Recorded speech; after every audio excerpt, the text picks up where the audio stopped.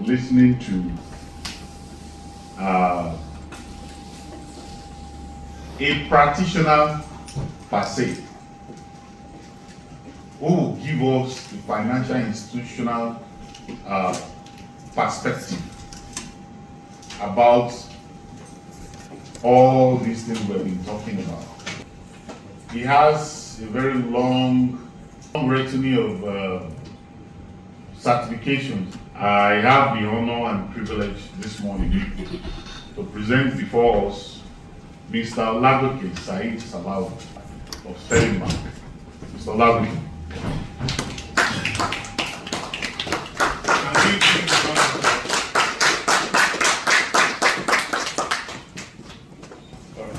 Good morning, everyone. My name is Olagoke.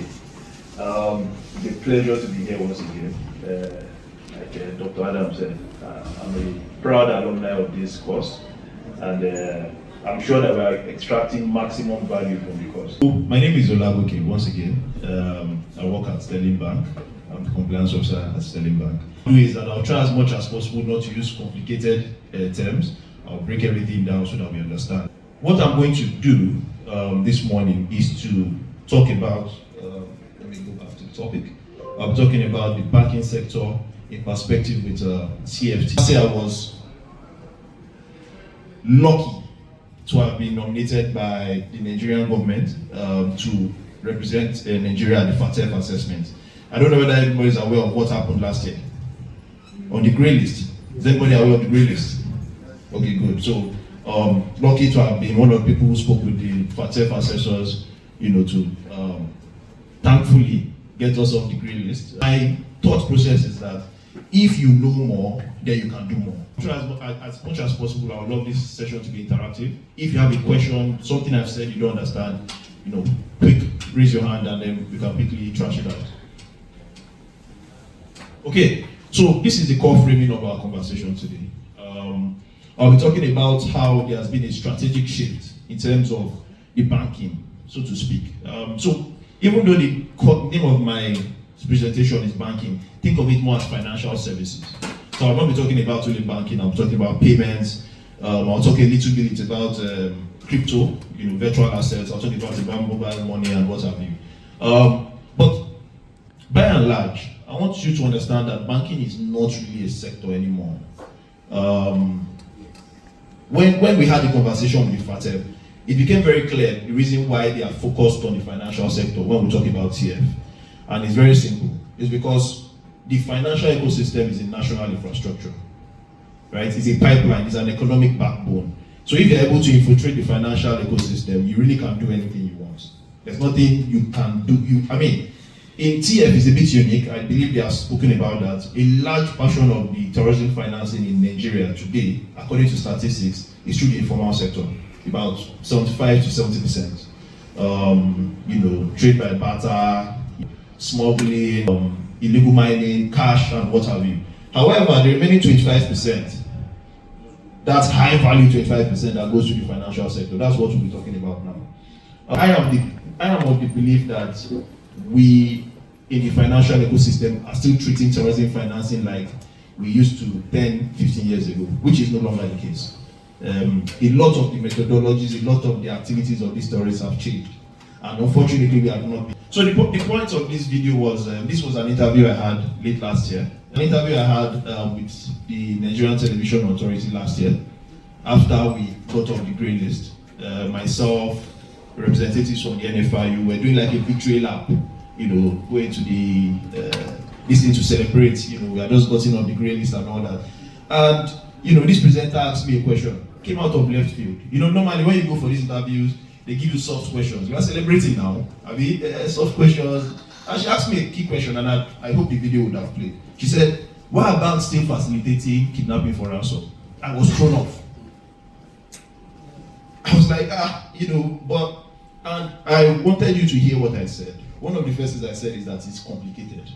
And it's that complication that I'm going to be talking us through, in terms of why it seems that the financial ecosystem is powering terrorism financing, right? So, how and why do banks facilitate terrorism financing? So, this is how I always look at terrorism financing. You know, everybody looks at the banks. Oh, so and so X bank, they allowed so and so thing happen. Oh, what's happening? Why is kidnapping for ransom? What is kidnapping? I'm sure a lot of us have thought about it. Kidnapping is happening. Clearly, money is passing through the banks, or so we assume, right? The truth is, yes, a lot of these monies are passing through the financial ecosystem, but it's not in the single lens you are looking at it, which is the legacy risk focus. What I can tell you for a fact is that the financial ecosystem has, it's times 10 the complexity that you think it is, right? Which is the point of the emerging risk focus. We're not just looking at banks anymore, right? There are a number of financial institutions now today, but you all call them banks, and I'll explain. As we go further, you understand what I'm talking about. The financial ecosystem is not as straightforward as it used to be. It was very easy some years ago to say, oh, any money that is related to illicit activities must go through the bank. Not so certain anymore. And I'll explain what I'm talking about. So today, we are building an infrastructure where value passes through banks in one way or the other. But it's not the first point of that contact may not always be a bank. In fact, it may not even be a financial institution. So today we have an ecosystem where everybody wants to be a financial institution. Think about it. You have social media, you have filling stations, you have supermarkets. Everybody provides one financial service or the other. The financial ecosystem some years ago has changed drastically. And it's very important that everyone, including everyone in this room, understands that. So maybe some years ago, this was the first point. The bank infrastructure layer was the first point all of us knew. When you go, you take your cash from your activities, your business activities, you're selling, you're buying, your salary, and you put it in the bank, right? And then from the bank, you transfer and do what you need to do. Today, it is very, very much. We now have a customer-facing layer, which can be fintechs, and we'll talk a little bit about fintechs today. It could be fintechs, it could be filling stations. This morning, I just jumped off a call with somebody who wants to work with my organization, a filling station, right? And what they want to do is that they want to be able to, anybody who is their premium customer, they want to be able to open accounts for them without recourse to us at the bank. They want to be able to open accounts for them, store value for them, issue them cards. So we are going into a world where financial service is not going to be excluded. They call it the democratization of financial service. Now, because the financial sector is not just banks anymore, it's an ecosystem. So the reason why I put this in front is I want you to, as we go through the slides, I want you to just kind of detach your mind from this is banks, this is how financial services work. And I want you, in that sense. And when you understand how fluid it is, you can begin to understand the multiple ways in which terrorists and the people who seek to finance them can play. It's a big space now. If you look at it one way, you will continue to fight a battle that does not exist. Meanwhile, the battle is around you, right? So, now, like I said, the terrorism today is less obvious. If you actually think that terrorists will sit down and go to an ATM and withdraw money, then you are playing. They will not now. The ATMs have cameras, right? Nobody who wants to finance terrorism will go into a bank to do a transaction. They won't. There are too many ways to do transactions, to get money in and out, or get cash, or do whatever, right? So we need to stop applying simplistic models or assumptions and begin to go complex, because the people who want to do negative things are thinking very, very far, right, and above. So this is the core framing, and we'll talk a little bit more about that. I'll take some time for us to look through the new reality, and I'll introduce us to some concepts. Like I mentioned, globally, and this is not Nigeria, in fact, I'll say maybe we're slightly behind if you look at, in terms of some of these things I've mentioned. Globally, everybody is a financial institution. I don't know, is everybody familiar with Starbucks? Starbucks. Okay. Starbucks, they sell coffee. That's what it seems is their revenue line, but that's not actually what their revenue line is. They also do financial services. They give you wallets. Just like I said, they give you points. So, in as much as their core business line is selling you beverages, they also have a very robust financial infrastructure behind them. So as a customer of Starbucks, you can have a wallet. So what that means is that every time you go to a stand, you don't need to pay. You know, start with your card and all that. You have this thing, you give them your this thing, they debit your position, and you pay for the activity. You know, that's simple. Now today, we are even moving to the point where we have logistics service providers. I don't know, does anybody know GIG? Good. On GIG, you don't need, GIG has a wallet. They have infrastructure. So the point I'm making is almost everybody can hold value in one way or the other. Now, what that means is that you don't need banks for every single transaction. You have layers, and which is what we looked at in the beginning. You have a layer on top now that value can stay, and then those people, all they need to do is to onboard with a bank, right? And that, like I said, has shifted across a number of layers, right? So apart from buying and selling, there's also, even the government is layering on it. I know there is a new program with the NIMC where they want to give people cards. I don't know whether that has come to the public. A new form of NIMC card. On that card, it will be connected to an aggregation of banks. So using that card, you can spend from your bank account. It's going to come out very soon. They have been talking to us in the banks, right? So what that means is that you have an ID card that will serve as an ATM also. And from that ATM, all your bank accounts will be connected to it. So that is the future of banking, and that's the future of financial services. So that is, and that's where we are globally. Now,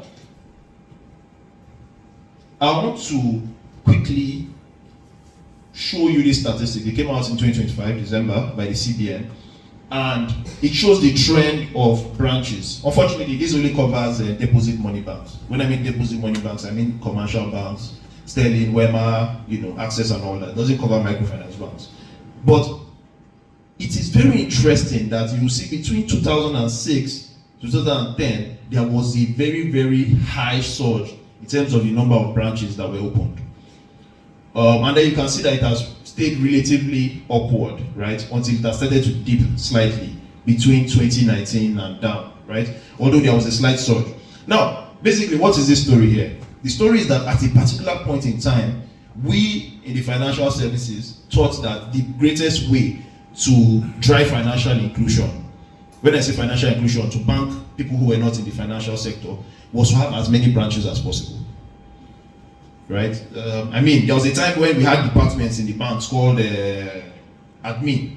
They go, their work is to go look, discuss with people, rent their buildings, open branches. This 2020, where you see that significant dip, that is actually the true position of where this is going to. Between 2022, I know there were some new banks that, were licensed, all this Datum, Optimus and all that. That's why you can see that increase. The point is, we are going to a situation where banks are now closing branches. There was something that came out on Nairametric yesterday or so that says that 200 branches were closed last year. So what's happening is that banks are closing their branches with the speed of light. Why? Thank you, sir. That's the answer. We don't need branches anymore. We don't need branches to meet with our customers. Or think about it. Or I would then set up a branch, then CBN will say, oh, I need to have an ATM there. Now, the reason why CBN is forcing banks to open ATMs is because, think about it. For me to run an ATM, I need to have electricity. I need to have standby electricity. Right? I need to have security man guarding the ATM. Why do I need all that when I can just give one guy an ATM, a POS, and he will service everybody with cash? So that is where we are going to in financial services. You will see less and less branches. In fact, you will see, in the next 5 years, you will probably see most of the banks will have one branch per state. Right? And especially with the capitalization goal, I'm sure we are aware that the regulators have asked all banks to go and get recapitalized. The truth is, the more capitalized the banks are, the higher the more solid they are. That's one. Two, the more they can finance transactions. The reason. Oh yes, but that's not his concern. But that's the way it works. But let me tell you what's going to happen. If they raise the capital requirement again, what you will see is that a number of banks will drop their license time. Yes, Some of them will merge, right? Some of them will be acquired, but a lot of what most of them will do is to drop their license type from either international bank to national banks, or from national banks to regional banks. And it's going to be an easy decision to make. Why? If I'm a regional bank, it means I have to be in maybe 2 or 3 states, but I have internet banking. I can serve my customers across Nigeria. I don't need to be there. How many branches does Obe have?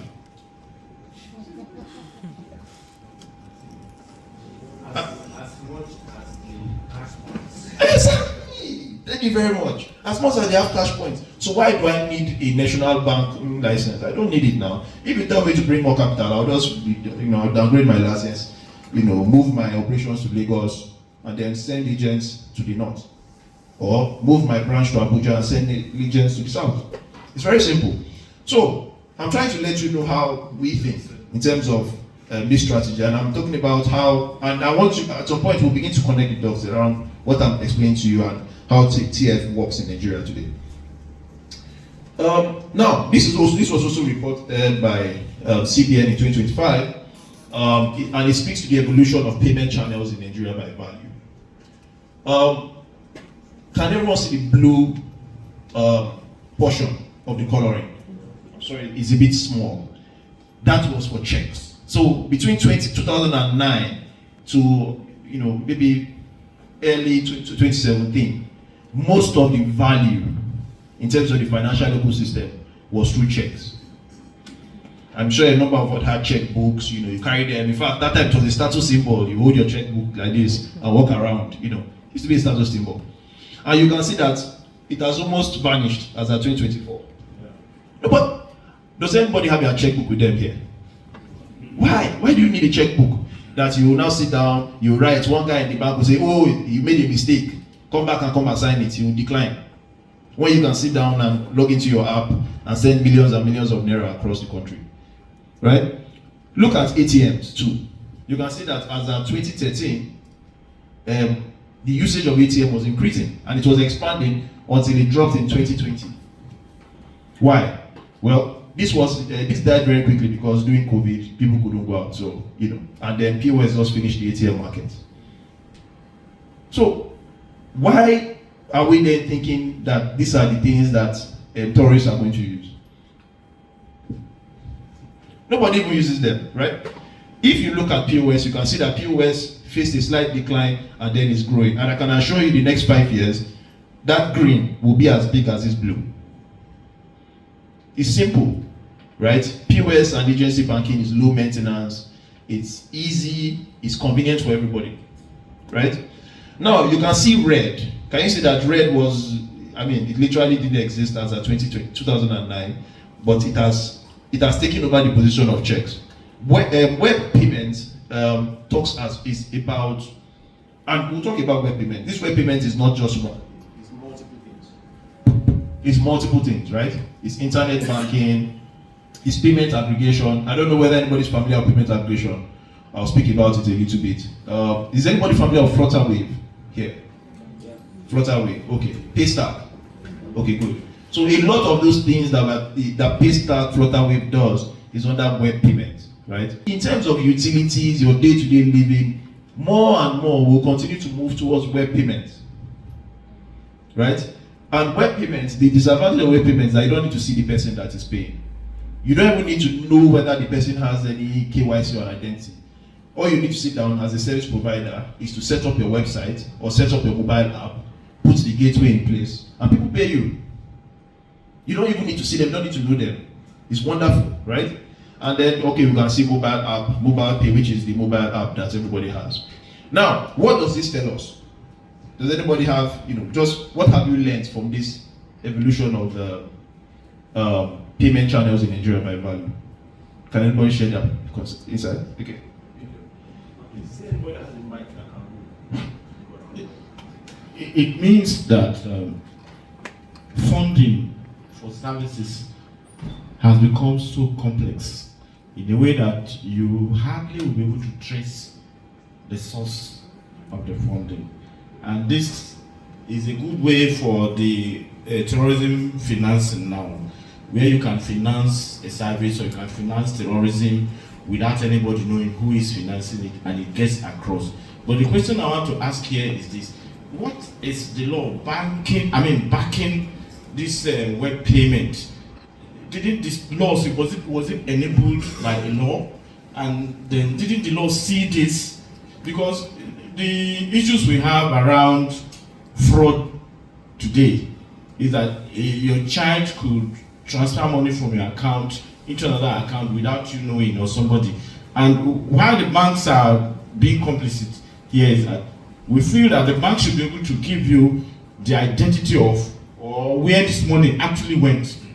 That way you can arrest the person. So I think that is why the banks are held responsible. Thank you very much, sir. Okay, that's very good. So I will say something, and it's a global saying. Regulation can never precede innovation. It's not possible. Think about it. Is it possible for you to sit down and say, I want to write laws or regulation for what people will develop next year? It's not possible. So innovation will always precede regulation. It's a standard, right? Although what we compliance professionals are now trying to drive is something called smart regulation, which is you write your regulations in such a way that they are ambiguous and they can possibly cover things that will come in the future. It's still a concept. It's not working yet, but it's a concept, right?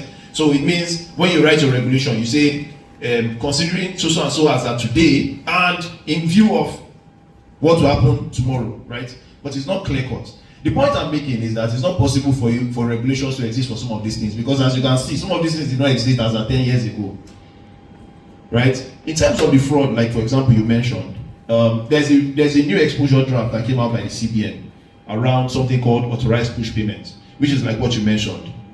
Authorized push payments means you have your app. It's not like somebody stole your phone or anything. Maybe for whatever reason your spouse, your child went into the app, the person knows your password and did a transaction. It is authorized because as far as we are concerned in the bank, your app, your PIN, your password was put in correctly and the transaction was done. Remember that we cannot see you. So for all intents and purposes, it was authorized, right? So, but there's a new regulation that's come out to say we still owe you what's the word for it? We owe you responsibility to make sure that even though it's authorized or it seems to have been authorized by you, if it's unusual, we should stop it. An exposure draft came out last year, and I believe that regulation is going to come out this year fully. And one of the reprieves that regulation is going to put in place is that if this happens to you, for example, you go to your bank and say, well, I didn't do it and you should have identified, give me my money back. And we have, by that regulation, the financial institution must give you your money back.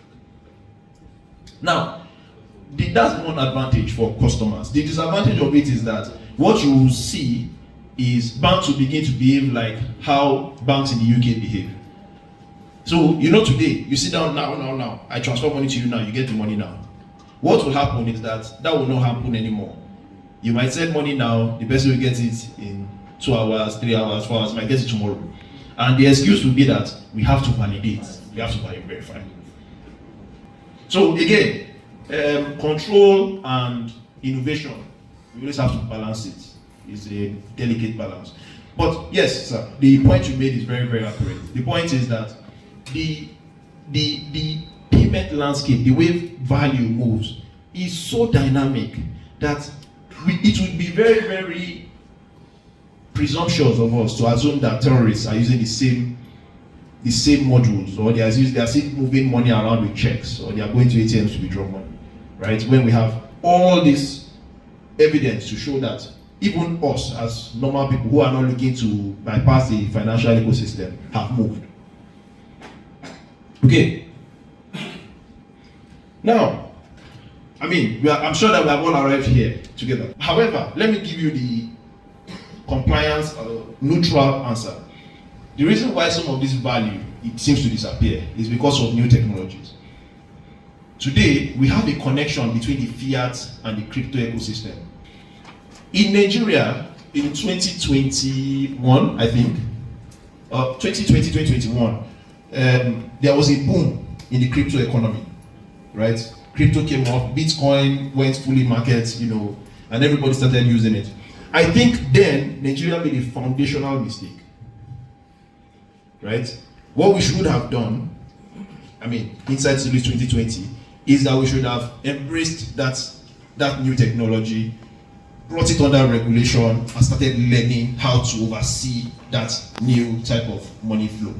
Unfortunately, we went the opposite side and we banned it.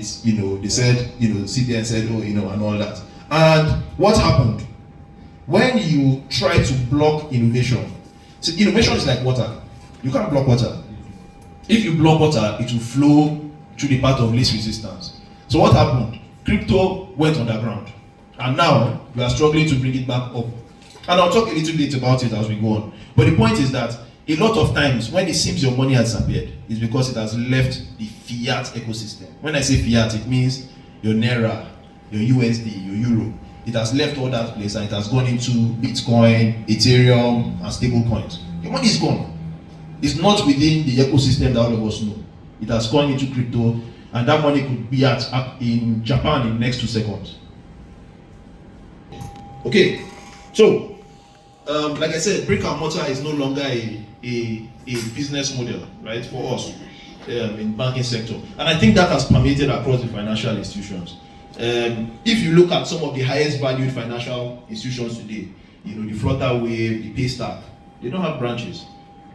You don't even know their staff. You can't see them, right? So if you look at Money Point, for example, although there are rumors that they may try and get a commercial banking license, but when Money Point started being valued in hundreds and hundreds of millions of dollars, they didn't have any branches. They had maybe 1 or 2 branches.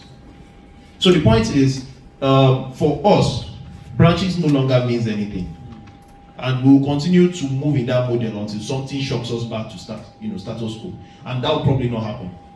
So now, what does that mean? It means that every financial institution is trying to be a technology company, right? We just have a license, but in our DNA, we are always trying to put in new technology. And what does that say? Remember I said it. Innovation will always precede regulation. It's not possible for regulation to come out at the same time with innovation or before innovation. So these are some of the ways in which we drive financial services today. 1, API connectivity, digital channels like your mobile app, agile. I'll not bore you with all these complex words, but the by and large of this slide is that there's something called velocity risk now, which is what we have explained. Speed of innovation will always outpace regulation and controls. It's not possible. So what that means is that we are the people who are trying to counter terrorism financing will always be at a disadvantage, technically. And which is why it's very important that we have sessions like this we are today to kind of share that knowledge and share that information, right? Quickly, can we identify the banks here? Yes, let's scroll down. Which bank is here? I had somebody say Paystack. Is Paystack a bank? Okay. Is Flutterwave a bank? It's not a bank? Oh, okay. What about OP? OP is not a bank. Eh?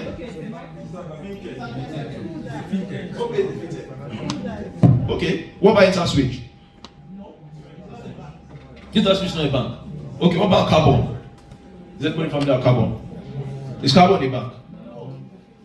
Is Paga a bank? Okay. What about Remita? Remita, no?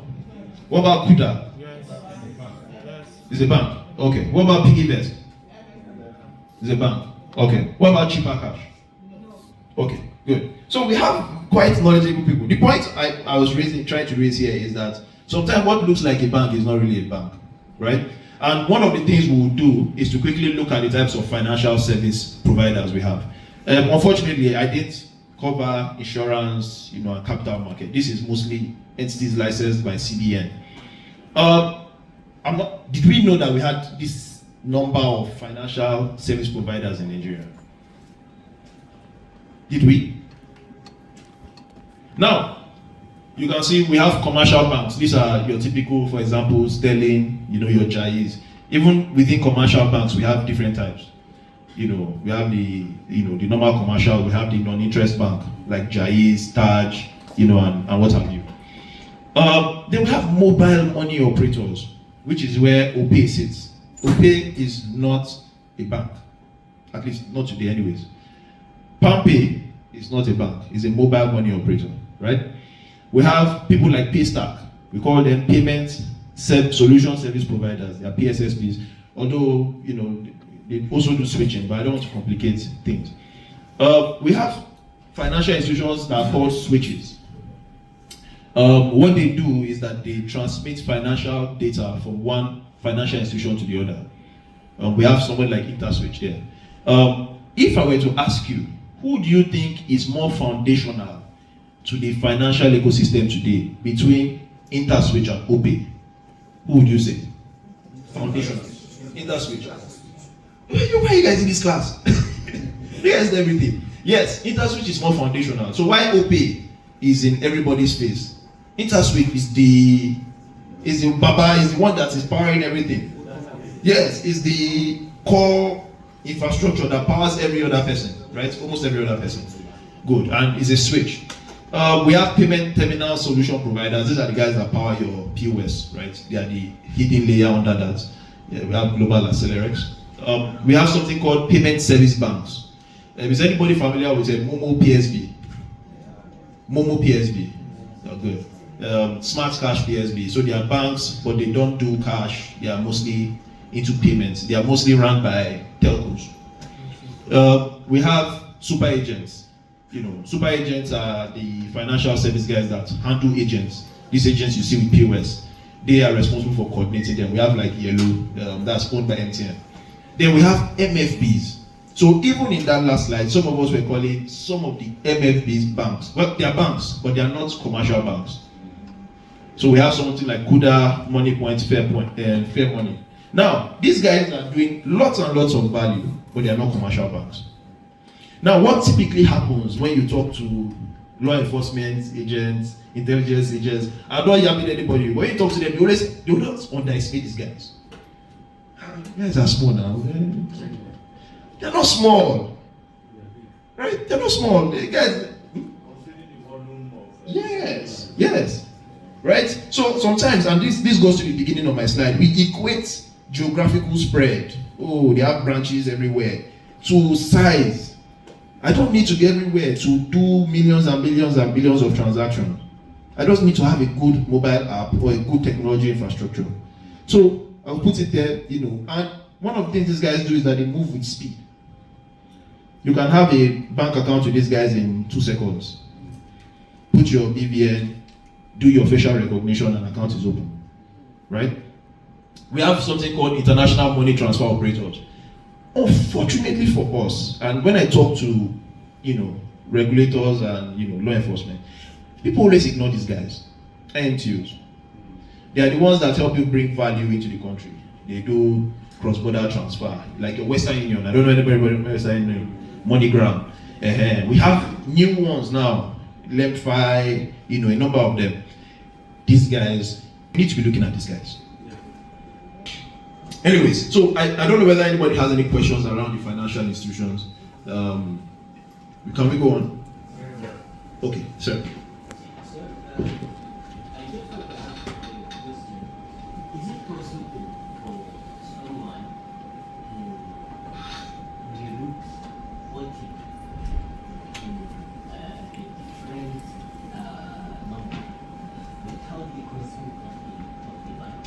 Oh, absolutely. So again, that's one of the advantages that I did information security. So there are a number of ways we can do it. There's something called man in the middle attack. There's spamming. I'll just explain a few concepts. One of the easiest way, and this is where fraud happens. Again, this is Chatham House. People should not say that I mentioned it anywhere. The reason why sometimes people are able to defraud you on your app, and you say, you got OTP, or sometimes you'll be sitting at your house, you'll be seeing OTP, you did not generate it. Is how do I explain it? Okay, good. As banks, we don't control everything we do. There's something called a value chain. So for every service I extend to you, I probably have 2, 3, 4, 5 vendors that help me extend that service to you. For example, every time I do a transaction, or I facilitate a transaction as a bank, I probably have about 3 or 4 vendors that help me make sure that transaction goes through. One of those vendors is something we call a VAS, Value Added Service Provider. They are licensed by the NCC. I don't know whether we have anybody from the NCC here. Now, what those guys are authorized to do is to provide something called bulk SMS service. I'm a bank, I can't provide SMS service. All the SMS you see is not powered by the banks. What we have done is to go get one of those people that are licensed to do that, and then we have a business integration with that. Now, what happens is when you do that transaction, so you go on your app, you say, I want to send 500,000. Immediately the transaction is successful, we will send a data prompt to that person to say, this is the information that has happened, this is where he has sent the money to. Send that person, maybe the transaction requires OTP. Send this so and so code. We will generate the code. Send this so and so code to the person's email address. This is his email address he has given us when he onboarded with us. Send it to him, let the person come on our app and put it. Now, between me sending, again, remember I said, for that SMS to go to you, I have to go to a service provider, NCC license. That NCC license service provider will then communicate to your phone, right? So that is 3 layers, from me to that person, from that person to you. Now, if I am a hacker, I can sit between any of those layers. I don't know if that makes sense. I can sit between the bank and that service provider, or, as we commonly see, the service provider and that customer. For someone to sit between the bank and the service provider, it means that I have a mole, a vulnerability in my own infrastructure. It happens, not as frequently. The banks, we spend a lot of money on information security. These other guys, the fact that you don't know them probably tells you that they don't have it probably tells you that they may not have as much resources as a bank to spend on information security.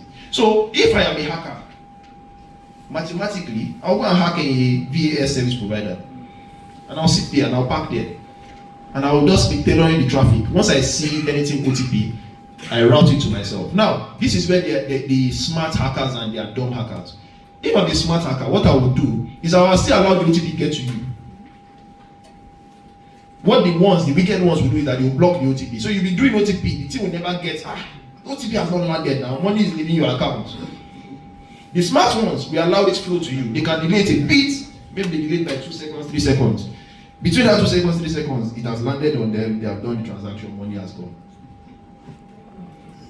That's one way, that's man in the middle. There's the other one in which the bank actually has a vulnerability or a mole. Thank you. And then what happens is that person goes to the back end and actually moves value. Right? So when you are seeing that OTP, is because the system has said for this amount to go out, these triggers must happen.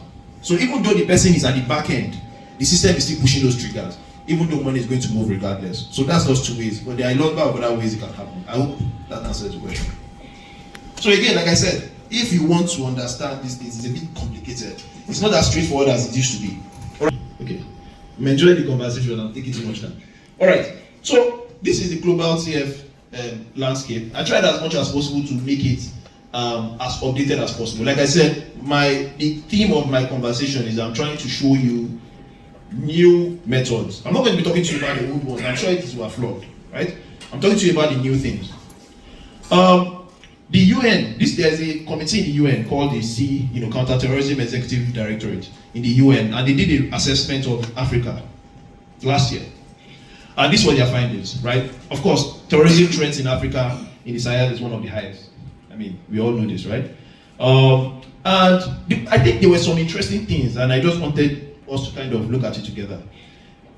Now, obviously, we know the typical, what's the word for it?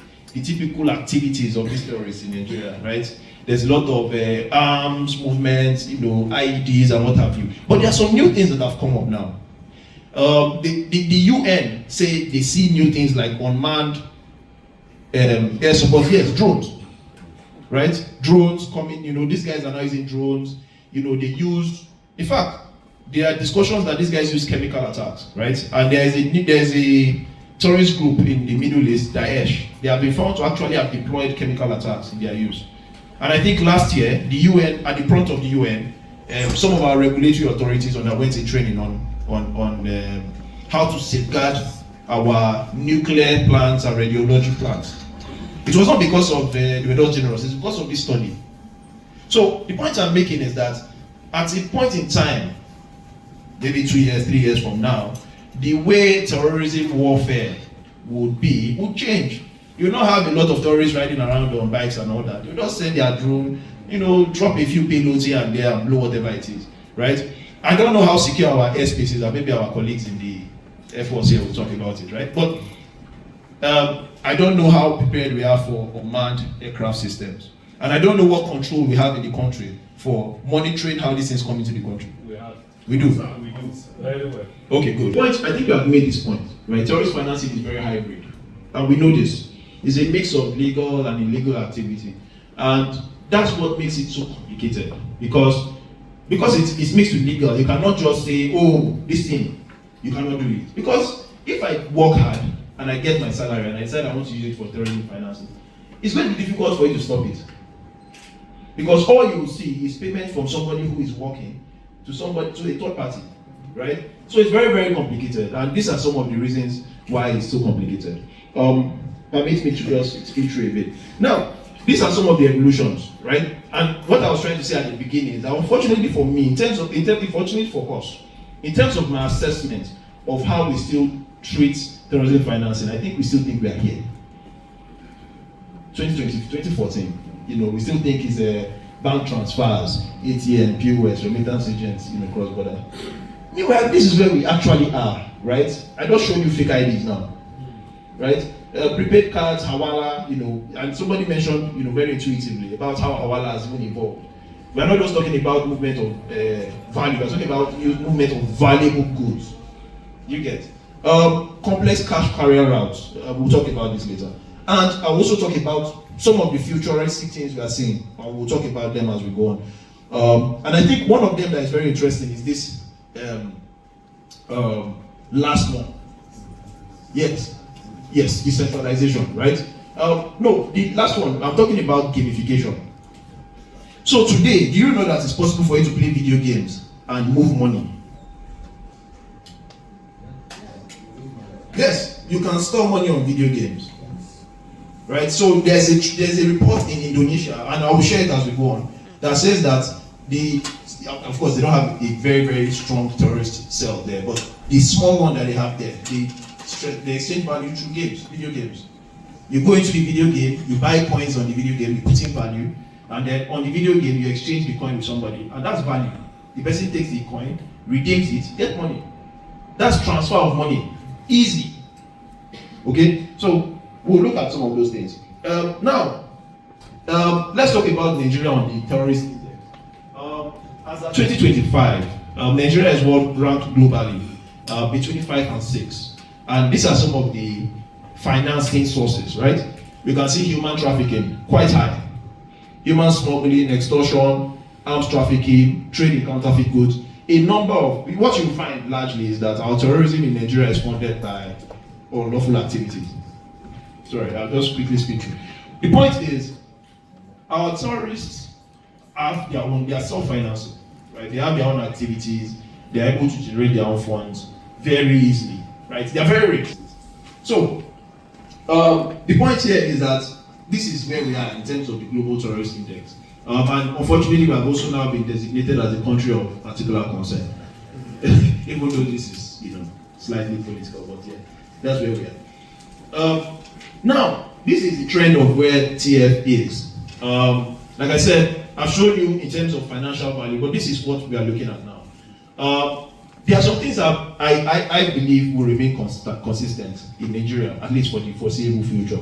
Those are the things I'm talking about. Kidnap for ransom, illegal mining, smuggling, all those things. They may remain consistent. The things that I believe that will change are things like, POS, agency banking. I do not think agency banking will remain a means going forward. Why? Because there has been a crackdown, right? There's something called geolocation now, which says once you have a terminal, you cannot, we have embedded APKs inside them such that you cannot use them outside a particular geographic perimeter. So once you go outside that perimeter, you cannot do transactions. And remember that the reason why this agent banking was so attractive to them was that they could, move, they have them on bikes, move, get value and all that. So it's going to be less about that. We'll begin to see things around this. Stable coins. I don't know how many people are familiar with stable coins. Does anybody know stable coins? Yes, USDC, USDT. I think Nigeria even has no stable coin now. CNGN. Now, what stable coins? Stable coins are the future for global trade. And I hope I have time to quickly look through. We can look through that. Stable coins help you move value. If I want to buy things in China today, the average businessman in the East does not go to the bank to buy things from China. It's one of three things: he carries the cash, or he has a way of doing some settlement with his brother who is there, right? He moves 50 million to the guy's account. The guy has 50 million equivalent yuan, pays for the thing, sends it over. When the brother comes to Nigeria for next December, he spends his 50 million. Value as exchange, right? That's another way. Another way is they can use stable coins. He goes to any of the 1,000 million apps, buys stable coin, right, at a value of 1 USD to 1 USDT, and sends the money instantly to his guy there, or to the buyer there, and the money comes in, and the good comes in, right? So, or he goes there, then brings it in a suitcase. There are a number of ways, but the point is, things are going to change, right? If you continue to look at agency bankers, POS guys as your focus, you are probably going to be missing it. Okay, now, I'm going to make a bold proclamation to say the reason why the financial ecosystem remains and will continue to grow as a vector for terrorism financing is because non-compliance is a competitive advantage. When I mean it's a competitive advantage, it means that it is factually and figuratively better for you to not comply with CFT measures in terms of doing your business. It's better for you. You know why? Nothing happens to people who are not compliant. Very little. Very, very little. Today, and we'll talk about it as we go on. Good. This is the reality of the market, the financial ecosystem today. You have the people that you think are licensed, all those people we talked about, they are just maybe 1/3 of the people that provide financial services in Nigeria. We just talked about the BDC, right? It's the same thing. We have thousands of fintechs that don't have licenses. When you ask them, say, oh, we are providing services based on partnerships. Where's the partnership letter? Nothing. Lenders, thousands of people who are providing lending, no license. That's why the FCCPC came out with the regulation last year, right? People who are doing indirect licensing. There are thousands of crypto companies, thousands. Everybody is into financial services, most without a license. So, and if you are unable to clamp down on them, then what it means is that if I'm unlicensed, I have a competitive advantage. I don't need to hire a compliance officer. I don't need to send you STRs. I don't need to do reports. I don't need to do anything. So why would I get licensed? Right? So this is one of the key things that is killing the market. So like I said, this is one of the problems, right? In terms of the unlicensed service provider layer. Like I said, non-compliance is a competitive advantage today in the Nigerian financial ecosystem. Anyways, that's one thing we have talked about. Then what I've also done is to look at, let's show you the adoption of crypto. You can see Nigeria continues to blow every other country out of the water. This has been how it has been for about 5-6 years. Nigeria, the close second in terms of crypto adoption in Africa, has not been up to half of what we are doing. Right? You can see that we are touching almost 100 billion in 12 months. 100 billion. Sorry, this is dollars. This is dollars. And $100 billion is transmitted to this country, and none of them are regulated.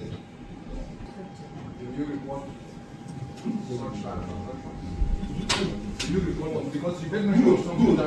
Excellent. That's a very good question to me. Good. So now let me tell you why it's very difficult for these things to be reported.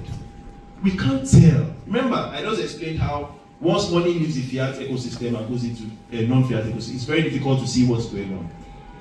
I remember there used to be 5-6 years. The way we used to catch them was very easy. When you send money P2P, people will put narration for Bitcoin, for BTC.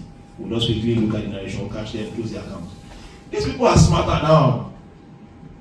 So what has happened is, what these crypto service providers do is that first, let me tell you what they do. They will go and incorporate a company. In this country, it's very easy to incorporate companies. right? What you see some of them do, maybe two of us, I'll call my brother, he will incorporate one, his girlfriend will incorporate one, everybody will incorporate like 10 companies, right? We open accounts in different banks. 10 of those companies can open 50 accounts. Now, what we'll then do is we'll then open an app and start exchanging crypto. Now, when that, again, one thing, the advantage of crypto and disadvantage of crypto is that it eventually has to touch the fiat ecosystem, one way or the other. Because if I want to buy something from, if I want to buy fuel at filling station, I cannot pay in crypto today. Not yet. In some countries, yes, but not in Nigeria. So what that means is that eventually, all those things they are doing in the air must touch ground. Good. Now, the problem is that when that money comes down, it's coming down. Because I've opened 50 accounts, when I move value from point A to point B from one of those companies, I can call it whatever. I don't know if you know what I'm saying. I can say that money was payment for services, payment for goods, and it takes nothing to generate an invoice. If I go on AI, ChatGPT now, I tell you, create an invoice, stamped, signed, it will give it to me in 2 seconds.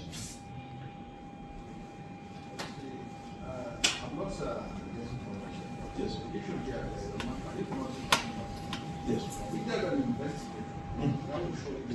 Very good. So the question is, how long do you have for investigations? Like I just pointed out, we are doing transactions in seconds. So how many transactions can you actually sit down and investigate? And you must remember that when I'm moving value, because of how complex the financial ecosystem is, if I want to send you 50 billion, I can actually in a second split that 50 billion into 5 million and send 1,000 inflows to you in different ways. At a click of a button. Yes. There's a number of technologies that help you randomize transactions. You need to have technology. You need to be able to do something. There's something called data clustering, where it means you get data across multiple organizations and you cluster it. It is only that way you can identify my true behavior. If you continue to look at me, one behavior, they'll send you, okay. If you look at my activity in Sterling, look at my activity in Wema, you are seeing just out of 1,000 things I'm doing. You need to cluster everything and begin to look at me as an aggregate. When you look at me as an aggregate, you can now tell what I'm actually doing. And unfortunately, the banks cannot help you, financial institutions cannot, because we don't share information. So if you come to my bank and you're doing 1 million every month, and you do 1 million at another person's bank and 1 million, as far as I'm concerned, you are doing 1 million. But in reality, you are doing 50 million. So that's just how it works. So this is the adoption of stablecoins, like I mentioned. Every year, you can see that jump, right? As of today, global adoption of stablecoins is at about $3 trillion. Stablecoin is the future, right? Stablecoin is easy, it does not have the volatility of Bitcoin. You know, Bitcoin today goes up, tomorrow goes. Stablecoin is constant. It's like having money in your pocket. And that's where the future is going to. And these are some of the things that the UN has said they see growing adoption by terrorists, right? Because there is no volatility here. You just have stable coins in your position and use it and move money. Now, what have we been able to establish? We have been able to establish that terrorism financing is no longer about terrorist accounts, right? What we are talking about is value, movement of value. I think we can agree. We are not talking about accounts or business. We are talking about value. Yeah. Let me just interject. Yesterday when we were, I was delivering my lecture, I said only 20%. Other the remaining 80% is true other means. So is the other means that is telling us value. Right? It's not about accounts or this thing, it's value. And it can go through a number of ways. So value can go through the informal sector, like we mentioned. But there's still value that can touch the formal sector, but it's not really going through accounts. A number of ways. To have money in the bank, I needed to have an account. But for me to have money now today, all I need to do is to have a partnership with a fintech or be onboarded with a fintech, and that fintech will go and open a pool account in a bank. Now, that pool account can be all of us money here, and it will not carry our names. I don't know if you know what I'm saying. Does anyone want me to explain it again? You all get it? Good. Now, if all of us have a consensus and want to move that value, they move that value. The name you will see is not my name or your name or any of us name. It is the name of that fintech. Oh, good. So I hope you have understood that. So it's that simple. So again, sometimes what you are looking at is not what is real. It's just a facade. And that fintech can close tomorrow or next tomorrow and then they move away. But that value has moved. That transaction has happened. Okay. And we'll talk a bit about trade corridors as we go on, right? But one of the things I want us to really look at here is this stage here. We understand the stages of terrorism financing: raising, moving, storing, and utilization. But I think a lot of times we like to assume that it moves linearly, right? It's not true. So that's what they will tell you. That it's linear. It moves linear. But that's not true. Let me talk a little bit about this. I spoke about settlements. But I also tell you one other risk here. So I'm sure we are aware that one of the key elements of the fight against terrorism financing is something called the TFS, Targeted Financial Sanctions. Are we familiar with that concept? Okay, good. May I postulate to say that in Nigeria, the domestic scene, you don't have any targeted financial sanction. It's a joke. There's nothing there. And I'll tell you why. Now, when they say targeted financial sanction, it means that for me to send money from one financial institution to the other, then there's a requirement for me to screen. So today, we are aware that there is something called the Nigerian Sanctions Committee that looks at people and say, oh, you meet the criteria for a terrorist, and they designate you as such. When they designate you, you are required to be excluded from the financial ecosystem. In fact, I still think that is a wrong classification from that law, because ideally, it's supposed to be almost total exclusion from society, from goods and services, from everybody. But today, it's more interpreted as exclusion from financial services, right? Now, once you are designated, what we are expected to do is to freeze your position in the bank and make sure that you cannot touch your money. And if everybody freezes, you cannot move value, right? So you cannot do your nefarious activity. Now, globally, we do that as banks. When I send money, when my bank facilitates money to Ghana, we do that. It's mandatory. Through SWIFT, we must screen money before it leaves our country, and we must screen money before it comes in. It's mandatory. Domestically, however, it doesn't happen. And I'll tell you why. It's not that we don't want to do it, but it's difficult to do so. Let me tell you why. When I send money to Ghana, we use SWIFT. SWIFT is a messaging platform. It mandates that I send the person's name, the beneficiary's name, his identifier, his address, so and so. By giving me all that, I can screen it and identify if that person's on the list, and I'll block the transaction. If you are sending money from Sterling to Access Bank, this is what is sent. And this is why I put this analogy. What is sent between banks is maybe the name of the sender, the account number of the beneficiary, and his name, and then the amount. Please, can you screen with those name and amount? There are 50 Olagoke Salawu in Nigeria. There are 500 Mohammed Bello in Nigeria. Do you understand what I'm saying? So effectively, I can't screen. So what that means is that if there's a hole, if somebody within the financial ecosystem decides that they don't want to block or freeze the account or position of a terrorist, the person will continue to enjoy access. I hope you get what I'm saying. So what that means is that there is no way to drive effective compliance in the ecosystem, because you are not even giving the players adequate infrastructure to do so. But however, there is a new criteria coming in called ISO 222, which hopefully will solve that. Hopefully. I've spoken about agents, right? How they are scale machines. I explained to you about how, and we looked at the graph. We saw the drive in POS, right? Agency banking is probably what took Money Point. I'm sure we are aware of Money Point. Money Point is probably the biggest fintech in Nigeria today, across the world. And how did they get to that level? Agency banking, simple and short. They didn't do anything extraordinary. What they did was they identified one side of financial services and they zeroed in. That's it. So today, agency banking is one of your key vectors. Because if I go to withdraw from an agent, he doesn't ask me for ID or anything. I can bring any card. There's something we call account selling, right? We see it a lot in the north. What happens is a person like myself gets people who are, delinquent, people who don't have jobs, and I tell them, go and get BVN, NIN, enroll them, help them enroll them, give them some money, open accounts for them, and they sell the accounts to me. I buy the account for 10,000 naira. So what has then happened is that me, Olagoke, I don't need to have an account in the bank, but I have 200 accounts. Simple. So when you decide to go and find those boys, yes, you carry them, you say, so sometimes when I look at the news, they say, oh, they've carried one guy, you show one hungry boy, is the terrorist. I'm like, the real terrorists are not hungry, they are fresh boys. They look like me. Yeah, the real terrorist financiers, they are fresh boys. Oh, you think they are, no. They are smart people. They sit in offices, those are the real people. So, and in global compliance, they call them mules, right? Mules is when I use somebody else as a terrorist threat or a money or a financial crime vector. Also, we have a number of adjacent organizations that are closely related to financial institutions that I believe we may not be overseeing appropriately. We have DNFBPs. Does anybody know what DNFBPs are? Designated non-financial businesses and professionals. We have construction companies here, mining companies, real estate, what have you, right? These are entities that have been designated by the Financial Action Task Force, FATF, as high risk. Why? Because of their propensity for cash-related transactions, high-value transactions. Now, we'll talk about trade-based terrorism financing.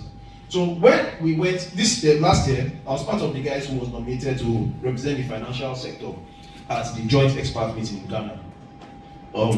And what FATF did there was to tell us areas of growing risk, And one of the things that they identified as the area of growing risk in Nigeria was trade-based financial crimes. So we have seen an instance where, or they have seen instances where more and more, and I think we mentioned it earlier, more and more, the exchange of value is through trade, right? There is, and again, one of the complexities for us in the financial sector is trade is very complicated. So if I want to screen a transaction from Sterling to Access Bank, it's very easy. I look at the very easy. A trade transaction can be like 30 pages. The Form M, the Bill of Lading, the NQR, the documents are so much, and you cannot verify most of them. Because if I have to verify them, I have to go to custom office. Most of them you cannot verify. So it's very difficult. I mean, although now there's more technology there, but it's very, very difficult to stop trade-based terrorism financing. Now, these are some of the common things we see. We see price manipulation, right? Price manipulation is very easy. A good is worth $5,000 on the invoice. You see $10,000. What has happened? They are trying to exchange value. It's very simple. You see quantity manipulation. The person is buying. I saw one recently. Somebody's trying to buy 20,000 tons of wheat, right? We went online. We checked the cost of wheat per ton, and the price was ×5. And he said no. And I'm saying, as a logical business person, why would you go to somebody who is selling it at a higher price? Right? And the person was trying to import it from a high-risk region. Was trying to import it from Russia. I said, it's not true, meal. You will cause Nigeria and Russia and America fight. Please come and be going. So these are some of the things we see, right? We see quality misrepresentation. First, there's also something that is a new trend: vessel monitoring. I don't know whether we are aware that the UN has a list of vessels that are flagged that you must not do any trade through them, because those vessels have been flagged for financial crimes. They have been blacklisted, so to speak. Yes, thank you. Right? There's a list, and there's also something we do, right, which is relatively new. There's something called transponder monitoring. So every vessel is supposed to have a transponder. Again, I'm sure we have guys from Navy here, right? They probably know. There's a transponder that sends signal through an ISC that tells you where the vessel is, right? I just told you about the domestic sanctions environment, 0%, as far as I'm concerned, right? And I've said, the global targeted financial sanctions is subject to variability. Today, this country is sanctioned, tomorrow is not sanctioned. This country is good, tomorrow is not good. It's global politics. And sometimes, terrorist financing is not straightforward, because they will tell you, this country is a harbor for terrorists, and it's just political, right? So that's another difficulty we face in terms of knowing where there are actual risks and where it's just political risk. It's very difficult. One of the issues we face is the balance between financial inclusion and mitigating terrorism financing. And I'll tell you why it's so difficult. I can postulate to say the reason why we have problems with terrorists is because we have too many people financially excluded.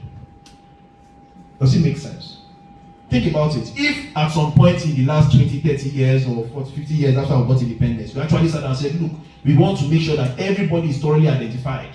We bring everybody under name C. We do identity for everybody. Like in US, we have social security numbers. We make sure everybody has a bank account. The only way that you'll be able to move value would be through the informal sector. And then we'll just focus our efforts on the informal sector fully. The reason why I'm here talking to you is because there's value moving through the financial ecosystem, right? And the reason why we cannot oversee everything is because we have a large amount of people outside the financial ecosystem. Now, for us to, one of the ways for us to mitigate terrorism financing is to bring all of them in so we can identify them, and we, hopefully they will make mistakes and move that money through the financial ecosystem because it's easier. The other problem is that in doing that, in trying to lower the grade so that we can bring people in, we might lower it and bring in those terrorists. So it's a dilemma. If we don't bring people in, then we have people outside who are going to do those things, right? And then there's a high likelihood we cannot identify them if something happens. If we lower it and try and bring everybody in, there's a likelihood that we'll bring in terrorist financiers. So there's a delicate balance in how we do financial inclusion. There was a paper from FATF last year that said financial inclusion system, there is a high likelihood that the formal financial system, then we may be able to get maybe a slightly better leg up in terms of the fight. Okay, so we also spoke about this, the identity crisis, right? We have a number of things, and I'll quickly run through them. Synthetic identity means I'm able to create a whole new identity with a mix of different things. I take your name, I take your picture, I take your date of birth, and I create a new identity. We are seeing that in Nigeria now today. We see that in the financial sector. I'm saying. Again, we looked at this gentleman here, right? His name C. Look at, he was also able to infiltrate the banking sector. So again, this is not me covering anybody. He went and did BVN too. So the banks also got people, right? You can see it. He's also bearing this thing. You can see another on Qatar Airline. Right? Very handsome looking guy here. Right? I think there's one picture where the guy is always smiling and said, sharp boy. Right? And we see a number of them. There are so many. So many. We keep on blocking, we see keep on saying, and the point I'm making is that it's very easy to have a new identity in this country. So when you say somebody defrauded you, that person might not even exist. Okay. So this is just, I'll quickly run through some of the issues we have, right? I'm coming to the end of my slide.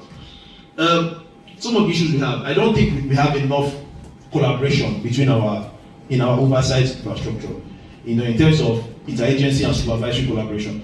I think during the FATF exercise, we saw a lot of those relationships being built. I don't know whether they have maintained it, but it's very important. Like I said, I don't think, when I say, people say, but you work in the financial sector. I don't think the financial sector is deeply overseen as it should be. I don't think it's deep enough.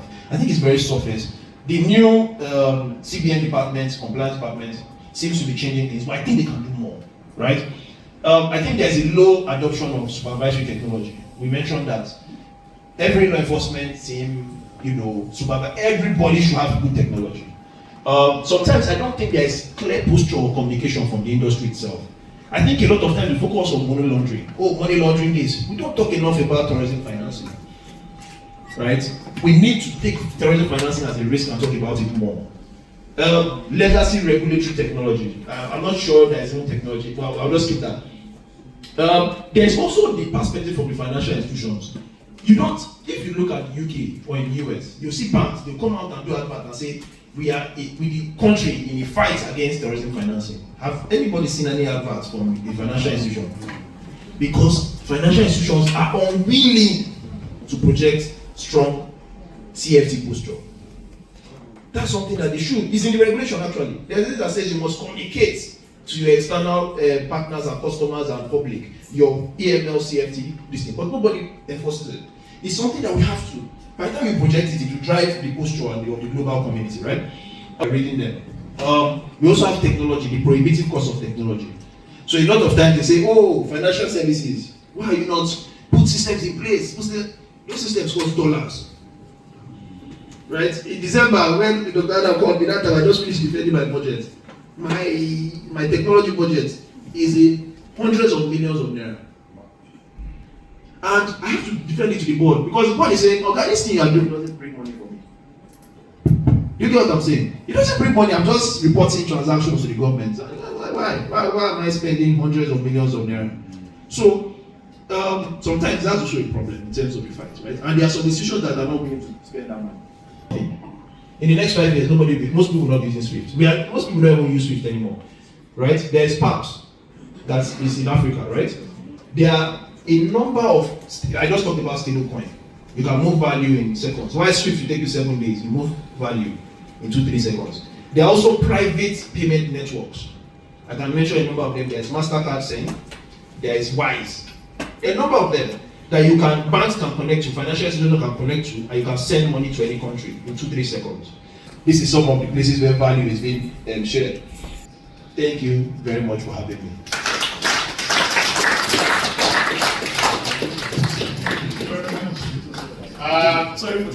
I think Mr. Sayeed Olagoke is out. He's sounding around the